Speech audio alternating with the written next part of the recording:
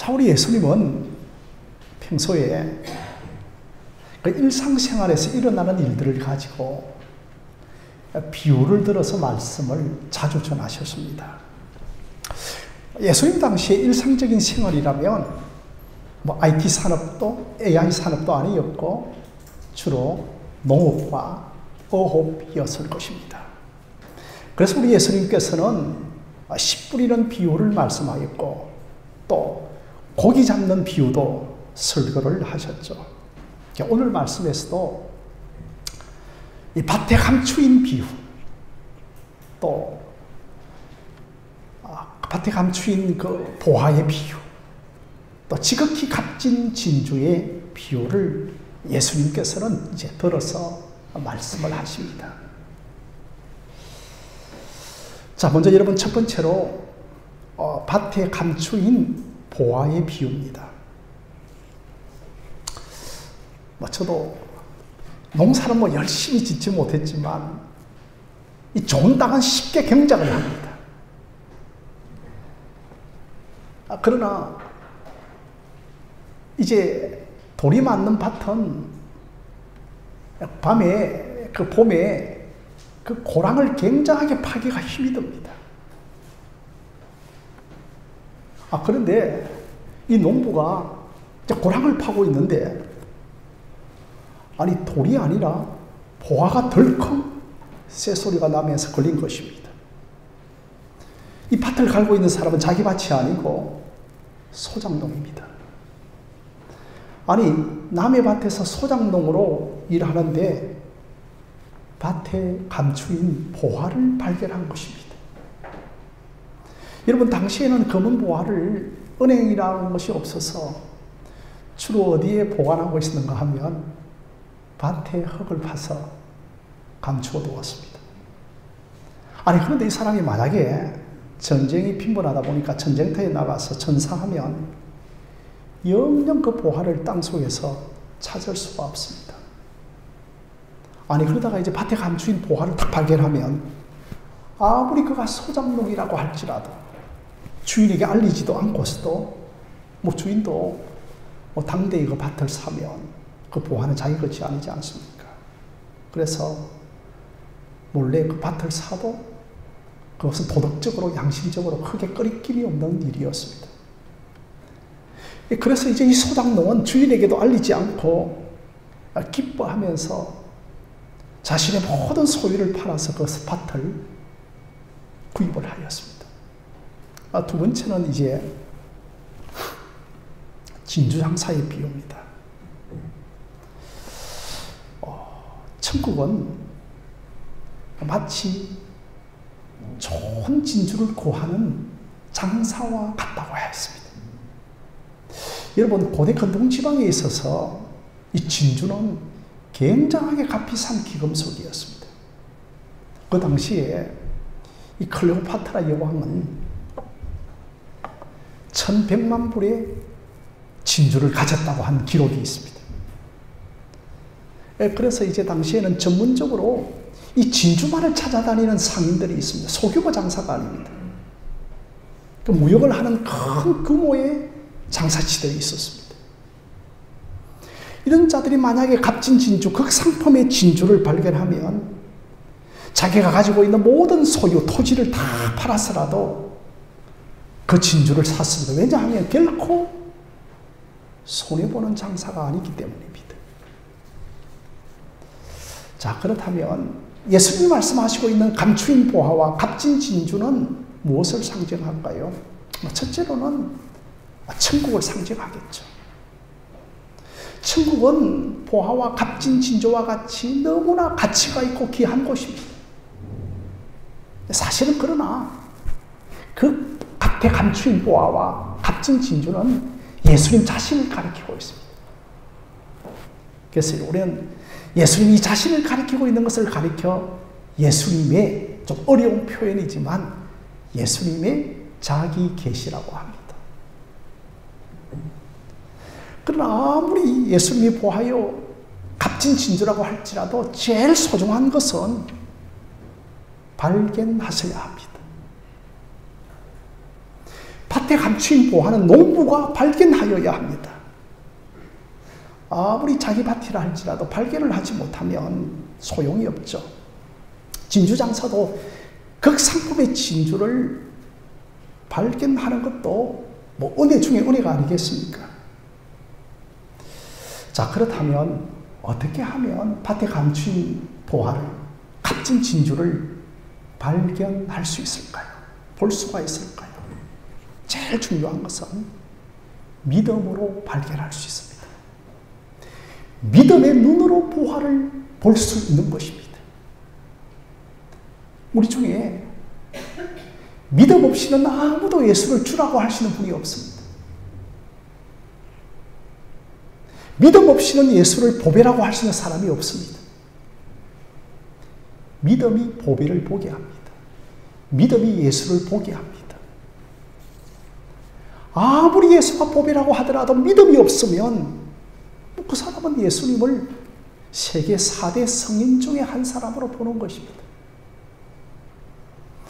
그래서 성경에 보면 건축자의 버린 돌이 하나님께서 집 모퉁이에 머릿돌이 되게 하셨다라고 말씀을 합니다.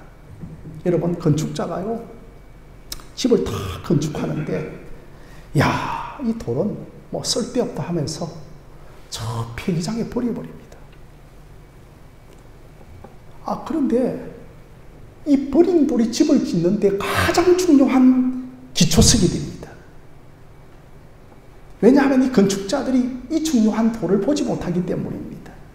그러면 여러분, 건축자들이 누굽니까? 바리새인과 유대의 서기관들입니다. 아니, 이들은 예수를 갈릴리에서 온 한 청년으로 보는 것이죠. 그러니 예수가 쓸모없는 사람입니다. 건축자의 버린 돌입니다. 그런데 여러분, 예수님이 누굽니까? 온 인류의 구원의 기초석이지 않습니까?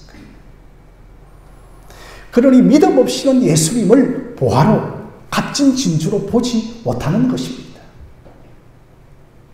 그러나 믿음이 있는 사람은 예수를 보화로 보면서 주 예수보다도 귀한 것은 없네, 예수밖에는 없네. 아멘입니다. 우리가 믿음의 눈으로 예수를 보배로 볼 수 있다고 하는 것은 얼마나 큰 은혜입니까? 그래서 어느 날 예수님께서 베드로에게, 베드로야, 세상 사람들은 차지하고 있어라도 너는 나를 누구라고 하느냐라고 물었습니다. 그러자 얼마나 호언장담을 잘합니까, 베드로가? 예! 예수님은 주는 그리스도시요 살아계신 하나님의 아들이라고 고백을 합니다. 예수님께서 칭찬을 하십니다. 바요나 시모나, 너가 복이 있다. 이를 알게 한 일은 혈육이 아니요 하늘에 계신 내 아버지시니라고 말씀을 하고 있습니다. 혈육이 뭡니까? 부모가 보게 해도 예수가 안 보인다. 혈육이 뭡니까? 우리의 이성과 지성과 학력과 경험으로도 예수는 보배로 볼 수 없다는 것입니다. 그래서 사랑하는 성도 여러분, 하늘에 계신 내 아버지께서 보게 해주셨다고 하는 것입니다. 예수를요. 우리 모두는 사실은 이 보배의 예수를 내 밭에서 발견한 사람들이 아닙니다. 우리 밭이 없는 사람들입니다. 아담과 하와가 죄를 지은 이후로 우리 모두는 밭이 없는 소작농에 불과했습니다. 이 세상은 다 하나님의 밭입니다. 하나님의 밭에서 경작을 하다가 감추인 보화를 발견한 것입니다. 그런데 이스라엘 백성들은 다른 생각을 합니다. 야, 내가 내 밭에서 내가 열심히 경작을 하다가, 야, 내가 내 밭에서 노력과 열심을 다하다가 또 내 이성으로 이 보배를 발견할 수 있다라고 생각을 하는 겁니다. 그러니 여러분, 세상 종교는 다 내 노력과 내 열심과 내 선행과 돌을 열심히 닦으면 천국을 소유할 수 있고 천국을 갈 수 있다라고 생각하는 것이 여러분 세상의 모든 종교들입니다. 보화는 내가 만들어서 얻는 것이 아닙니다. 예수는 내가 만들어서 얻는 것이 아닙니다. 예수님은 전적으로 하나님께서 우리에게 주신 선물입니다. 아들 예수님을 이 땅에 보내시고 그 예수님이 이 땅에 오셔서 구원을 성취하시고 십자가에서 그 보배로운 구원을 믿음으로 발견하게 하셔서 우리가 이 천국을 예수를 소유하게 된 것입니다. 그래서 감추인 보화를 발견하는 것도 큰 은혜죠. 여러분들에게 십자가가 눈에 띄는 것도 큰 은혜입니다. 우리나라만큼 밤하늘에 공중에 올라가서 쳐다보면 십자가가 많이 보이는 나라가 없다고 합니다. 그런데 믿음이 없는 사람들은 아무리 십자가 불빛이 보이더라도 몇 개인지 그렇게 많은지를 모르는 겁니다. 저는 청년 시절에 진정으로 회심을 했습니다. 참된 회심을 했습니다. 그때 창원에 있는 저의 친척 집 아파트에서 제가 기거하고 있었는데 아니 밤에 갑자기 아파트에 그 수많은 십자가가 어저께도 보았고 그 이전에도 십자가를 보았는데 그날따라 십자가가 확연하게 제 눈에 들어오는 겁니다. 저 십자가를 향해 내가 걸어가야지. 그 집 문을 나섰습니다. 계속 그 십자가만을 바라보면서 그곳을 향하여 걸어갔습니다. 아니 마침 그 교회당에 큰 교회당이었는데 문이 열려져 있습니다. 그리고 그 본당 십자가 앞에 내가 무릎을 꿇고 예, 내가 주님을 믿겠습니다. 그렇게 제가 작정을 한 것입니다. 지금까지 내가 십자가를 수없이 보았지만 감추어져 있었습니다. 그런데 제가 감추어진 그 보화를 믿음으로 발견케 하여 주신 것입니다. 그러니 우리가 할 일은 발견하는 겁니다. 그 밭에 이미 주어진 것을 발견하는 겁니다. 저는 참 보물찾기 같은 거 이런 거 참 못해요. 발견하는 걸 못합니다. 제 물건도 한번 잊어버리면 찾는 것을 참 못 찾습니다. 그래서 동료들과 함께 친구들과 함께 산에 올라가서 양초를 캐고 버섯을 캐자 하면 야, 이 산에는 없는가 봐요. 저 산으로 가서 버섯을 캡시다 하면 아닙니다. 그 산에 반드시 버섯이 있습니다. 제가 발견하지 못했을 뿐이죠. 제가 발견하고 분별하지 못한 것 뿐입니다. 어릴 때 또 제가 경상도에서 그걸 피라고 하는데 가라지죠. 배와 가라지를 분별을 하지 못했습니다. 그래서 아버님 일 도와드린다고 해서 논에 들어가서 막 피를 뽑아가지고 퍽 던지니까 얘야 그거는 배라고 하면서 피 가라지를 뽑아라고 하는데 제가 그것을 분별할 수가 없는 것입니다. 사랑하는 성도 여러분, 우리는 죄로 타락하였기 때문에 분별을 잃어버렸습니다. 어떤 분별을 잃어버리는가 하면 예수를 찾는 분별력을 잃어버렸다는 겁니다. 다른 분별력과 지혜는 있다 할지라도 하나님을 찾는 분별력은 우리는 다 잃어버렸던 겁니다. 보화가 없는 것이 아니라 못 보아서 없는 것입니다. 눈에 안 띄어서 못 본 것입니다. 그런데 우리에게 뭐라고 말씀합니까? 눈에 띄게 하신 것입니다. 이것이 여러분 다 전부 은혜입니다. 마침 그 밭에 가서 내가 일을 하게 된 것도 은혜입니다.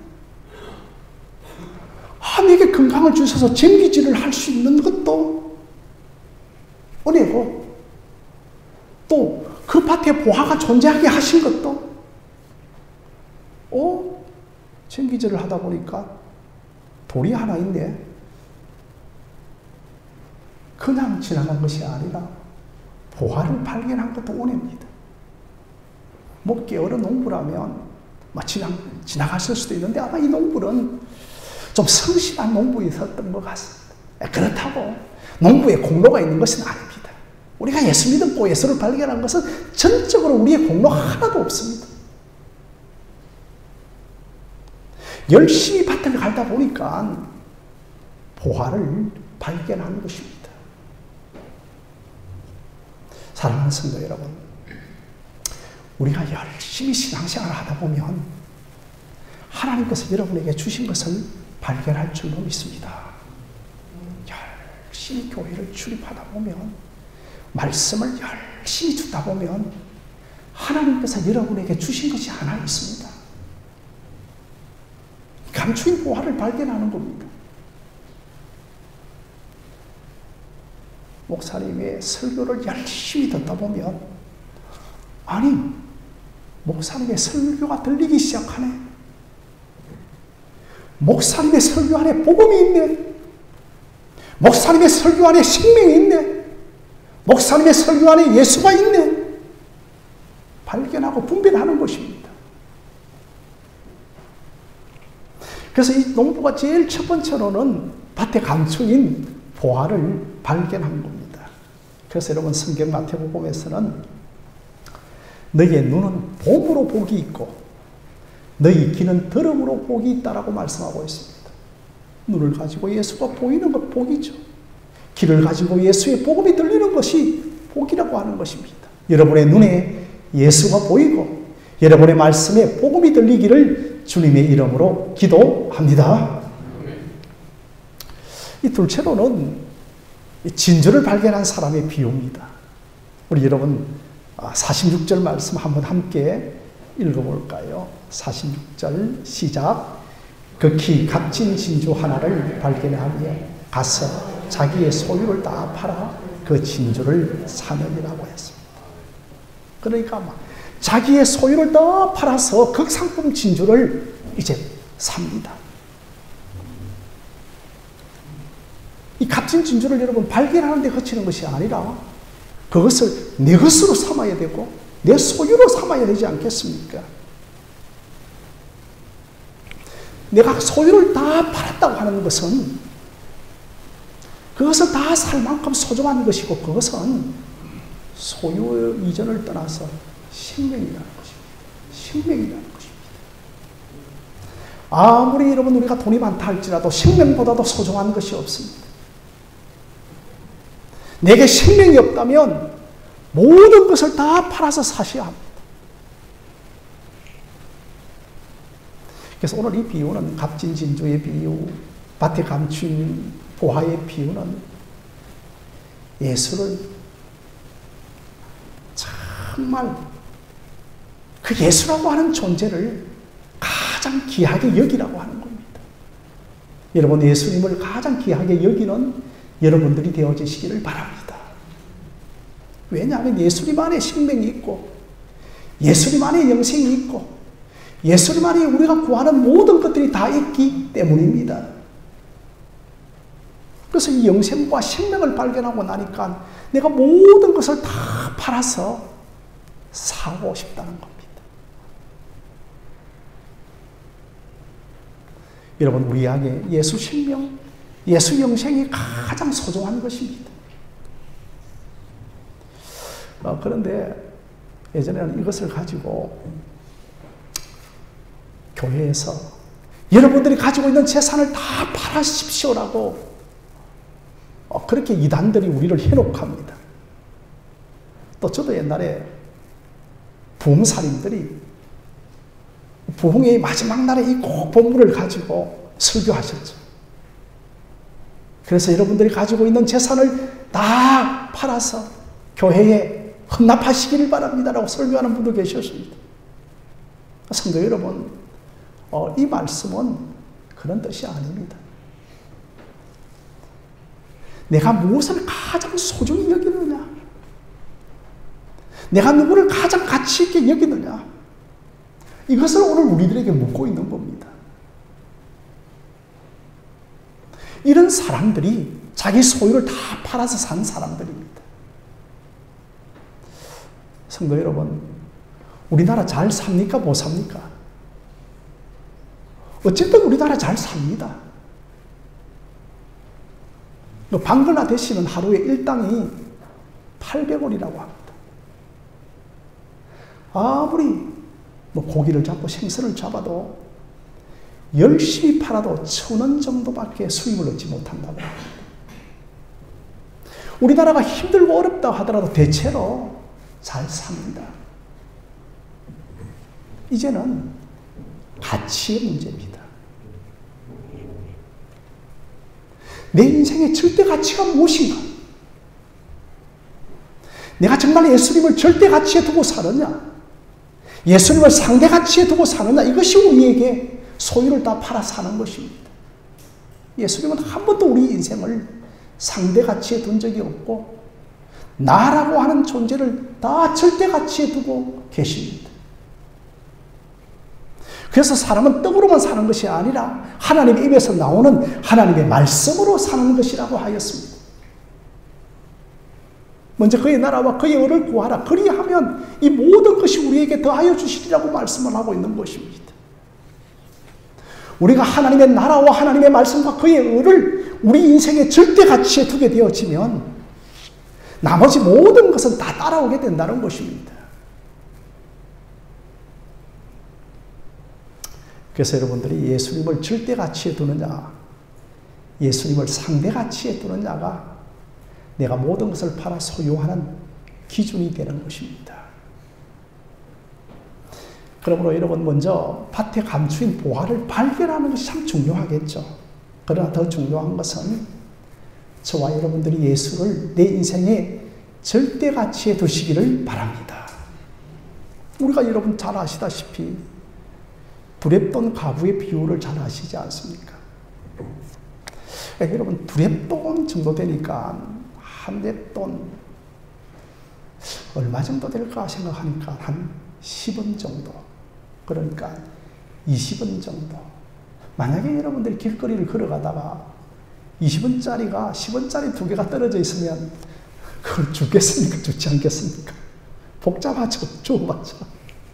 아무도 20원 헌금에 가치를 갖고 있지 않습니다. 그런데 예수님께서 두렙돈 가부의 헌금에 대해서 뭐라고 말씀하고 있는가 하면 이 가난한 가부가 드린 헌금은 모든 사람들의 헌금보다도 더 많이 넣었다고 하는 겁니다. 저희는 풍족한 중에 일부를 들었지만 이 가난한 가부는 자기가 가진 모든 것을 드리고 생활비 전부를 들었다고 말씀을 하고 있는 겁니다. 상대 가치에서 20원 헌금하는 거하고 20만 원 헌금하는 거하고 차이가 있죠. 그러나 이 가부, 두렙돈 가부는 예수 그리스도를 상대 가치에 둔 것이 아니고 절대 가치에 둔 것입니다. 그러나 여러분 세상 끝날까지 항상 상대 가치입니다. 그러나 하나님은 세상 끝날까지 우리를 절대 가치로 보시는 것입니다. 그것이 여러분 포도원 품꾼에 비우고 있지 않습니까? 포도원 품꾼이 늦게 포도원 안에 들어가나 늦게 들어가나 포도원 품꾼의 주인은 늘 그 품꾼들을 절대 가치로 봅니다. 가치가 얼마입니까? 한 데나리온입니다. 오전 9시에 들어간 품꾼에게도 한 데나리온을 주고 헐레벌떡 오후 5시에 부름을 받아서 품꾼이 포도원에 들어가면 1시간밖에 일을 하지 않는데도 그 포도원 품꾼에게는 얼마를 주는가 하면 똑같이 한 데나리온입니다. 우리를 똑같이 한 데나리온으로 보신다는 것입니다. 그러나 세상은 끝까지 우리의 가치를 비교합니다. 예수님은 오늘도 우리 자신들 한 사람 한 사람을 절대치로 보신 것을 믿으시기를 바랍니다. 그래서 이 예수를 다 발견한 사람들은 자기 자신의 인생을 다 예수님께 드리는 겁니다. 자기의 젊음을 드리고 자기의 미래를 드리고 자기의 시간을 드리고 그 예수님께 모든 것을 드리는 것이 하나도 아깝지를 않습니다. 자꾸만 우리가 계산을 하고 타협을 하는 것은 예수를 상대치로 두기 때문인 겁니다. 오늘 저와 여러분들에게 주신 은혜가 충만하여서 예수님을 절대 가치로 두는 은혜가 있기를 바랍니다. 세상이 여러분 그렇게 빨리 지나간 것 같아도 1958년도에 미국의 휘튼 대학이라고 하는 곳이 있습니다. 명문대학입니다. 그곳에서 은혜를 받은 한 청년이 있었습니다. 그 청년의 이름이 짐 엘리엇이라고 하는 사람. 나 예수 큰 은혜를 받아서 내 모든 것을 사서 예수를 사야 되겠다. 팔아서 자신의 인생을 선교사로 드리는 겁니다. 그래서 28살의 나이 딸 하나를 낳았는데 10달 된 딸 아내를 두고 저 에콰도르 정글 밀림 지역으로 들어갔습니다. 들어가자마자 그 부족들 원주민들의 창끝에 찔려 그 자리에서 복음도 전하지 못한 채로 죽었습니다. 그런데 그가 예전에 찍었던 그 휘튼 대학을 다닐 때 기록하였던 일기책을 보니까 이런 기록이 남아 있습니다. 영원한 것을 얻기 위하여서 영원하지 않는 것을 버리는 것이 바보가 아니라는 겁니다. 영원하신 생명, 영원하신 예수 그리스도를 위하여 내 자신을 버리는 것이 바보가 아니고 헛된 계산이 아니라고 하는 것입니다. 남편의 소식을 기다려도 그 선교지 현장에서 죽었던 그 남편의 소식은 들려오지 않습니다. 알아보니까 선교지 현장에서 순교하였다는 겁니다. 그 아내가 기도합니다. 갑자기 하나님께서 이사야서 말씀을 주십니다. 두려워하지 말라. 내가 너와 함께 하겠다. 내가 너와 함께 하겠다. 하나님께서 함께 하신다고 하는 약속을 주신 것입니다. 그 이사야의 말씀을 붙들고 주여 내가 이 선교지에 남편이 순교의 제물이 되었던 그 지역으로 내가 들어가겠습니다. 그렇게 해서 딸아이를 데리고 그 여인이 선교지에 들어갑니다. 그런데 이상하게 이 부족들의 전통은 낯선 여인들에 대하여서는 해코지를 않는 그런 어떤 습관과 미덕이 있었습니다. 다행스럽게도 그곳에서 그는 지극히 저 원수들, 내 남편을 죽인 원수들이라고 생각하지 않고 그는 지극히 끝까지 그 부족들을 섬겼습니다. 이게 여러분 자기의 모든 것을 팔아서 예수를 사는 겁니다. 하나씩 하나씩 이 낯선 여인에 대하여 감동을 받아서 예수를 믿기 시작합니다. 10년 후에 짐 엘리엇 남편을 죽였던 그 추장이 예수를 믿고 그 지역의 첫 목사가 됩니다. 할렐루야입니다. 여러분 집에 돌아와서 여러분 요즘 유튜브 많이 보시잖아요. 창끝이라고 하는 짐 엘리엇을 치면 여러분 더운 여름 날씨에 영화를 한 편 볼 수가 있을 것입니다. 사랑하는 성도 여러분, 이것이 내 모든 것을 팔아서 예수를 위하여 사는 것입니다. 마지막 세 번째로서는 내 소유를 팔아서 이제 진주를 사는 비유죠. 내 소유를 다 팔아서 진주를 사고 내 소유를 다 팔아서 부활을 산다는 것이 여러분 뭘까요? 그건 바로 여러분 기도입니다. 사랑하는 성도 여러분, 여러분들이 가진 것이 뭡니까? 여러분에게 하나님께서 주신 것이 뭡니까? 나는 가진 것이 아무것도 없습니다. 그러나 하나님이 우리에게 주신 것은 기도인 줄 믿으시기를 바랍니다. 우리가 저는 깊은 뜻을 가지고 교회 계단 1층으로 내려가면 우측편에 플랜카드를 붙여놓았는데 여러분들은 쉽게 지나치는데 그 오른편에 어떤 현수막이 있는가 하면 이런 내용이 있습니다. 화면을 한번 보실까요?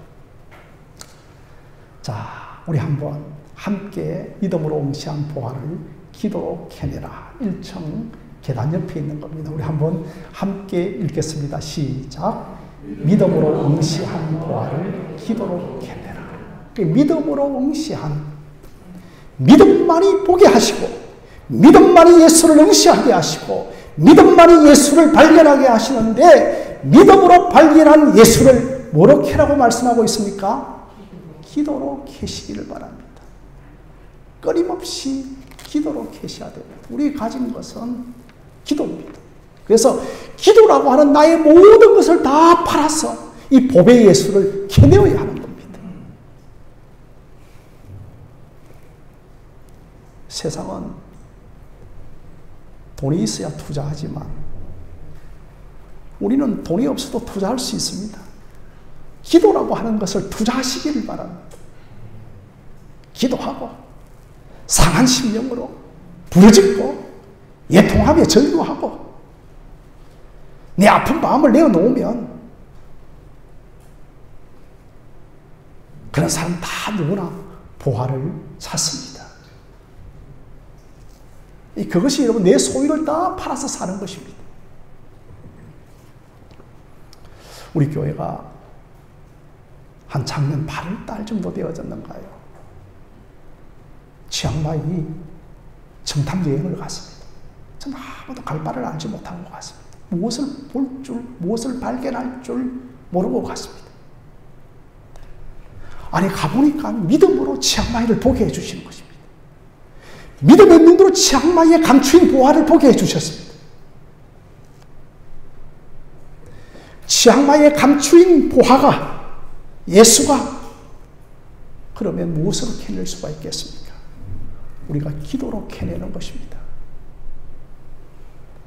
그러다 보면 태국민들이 산지족들이 예수를 발견할 줄로 믿습니다.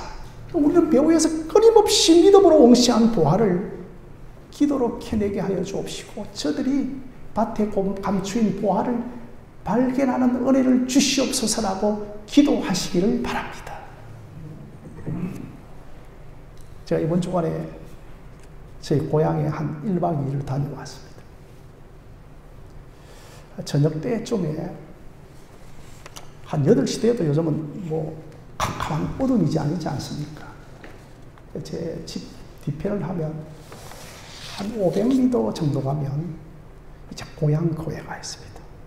그래서 이제 그곳을 차를 몰고 뭐 가는데 한 아주머니가 이렇게 가방을 들고 교회 쪽으로 향해 걸어갑니다. 여러분 교회 가방 표시나지 않습니까?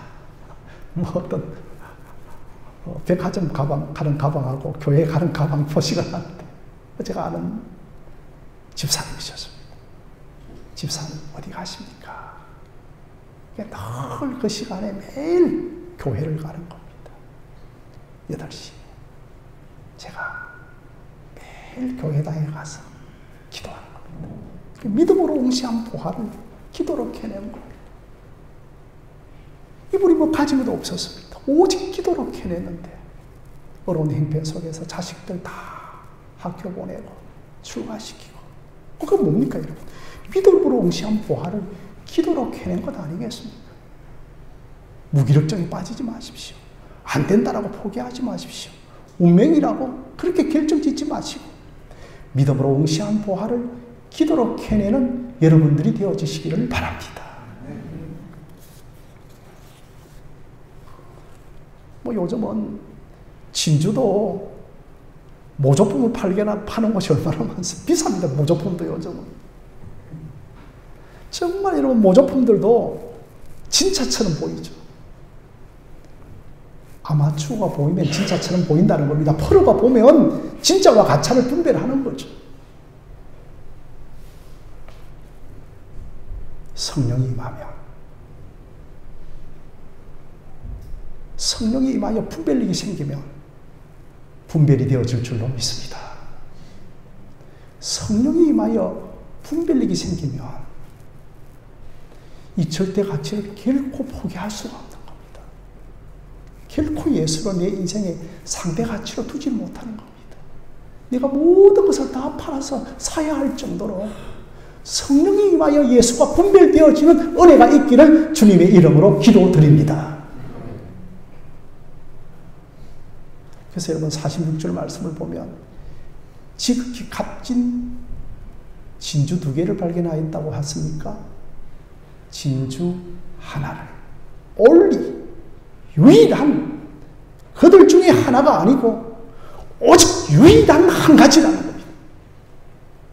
예수는 여러 것 중에 한 가지가 아니고 오직 only 유일한 여러분의 가치가 되어지기를 바랍니다.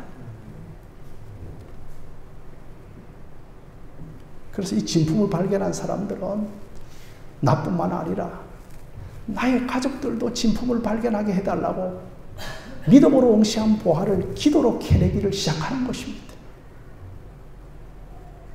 예수님이 여러분 보하고 예수님이 진주이십니다.